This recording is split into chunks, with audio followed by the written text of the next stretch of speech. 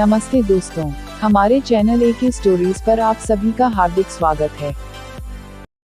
बालक क्यों हंसा? बेताल 25वीं कहानी।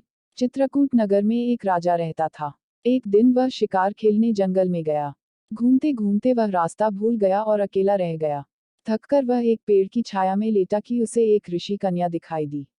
उसे देखकर राजा उस पर मोहित हो गया। थोड़ी देर में ऋषि स्वयं आ गए। ऋषि ने पूछा, तुम यहाँ कैसे आए हो? राजा ने कहा, मैं शिकार खेलने आया हूँ। ऋषि बोले, बेटा, तुम क्यों जीवों को मारकर पाप कमाते हो?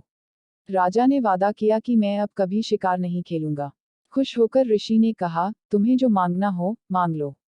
राजा ने ऋषि कन्या मांगी और ऋषि ने खुश होकर दोनों का विवाह कर दिया। राजा जब उसे लेकर चला तो रास्ते में एक भयंकर राक्षस मिला। बोला, मैं तुम्हारी रानी को खाऊंगा। अगर चाहते हो कि वह बच जाए तो 7 दिन के भीतर एक ऐसे ब्राह्मण पुत्र का बलिदान करो, जो अपनी इच्छा से अपने को दे और उसके माता पिता उसे मारते समय उसके हाथ पैर पकड़ें। डर के मारे राजा ने उसकी बात मान ली। वह अपने नगर को लौटा और अपने दीवान को सब हाल कह सुनाया। दीवान ने कहा, आप परेशान न हो, मैं उपाय करता हूँ। इसके बाद दीवान ने 7 बरस के बालक की सोने की मूर्ति बनवाए और उसे कीमती गहने पहनाकर नगर नगर और गांव गांव घुमवाया।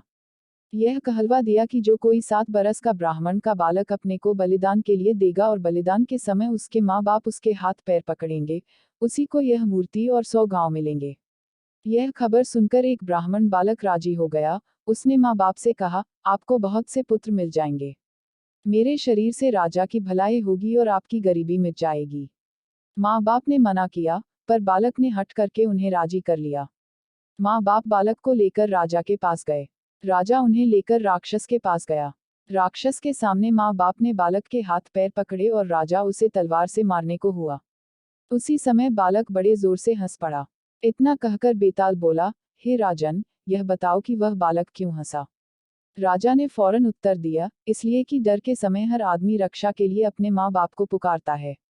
माता पिता न हो तो पीड़ितों की मदद राजा करता है। राजा न कर सके तो आदमी देवता को याद करता है। पर यहाँ तो कोई भी बालक के साथ न था। माँ बाप हाथ पकड़े हुए थे, राजा तलवार लिए खड़ा था और राक्षस भक्षक हो रहा था। ब्राह्मण का लड़का परोपकार के लिए अपना शरीर दे रहा था। इसी हर्ष से और अचरज से वह हंसा। इतना सुनकर बेताल अंतर्धान हो गया और राजा लौटकर फिर उसे ले आया।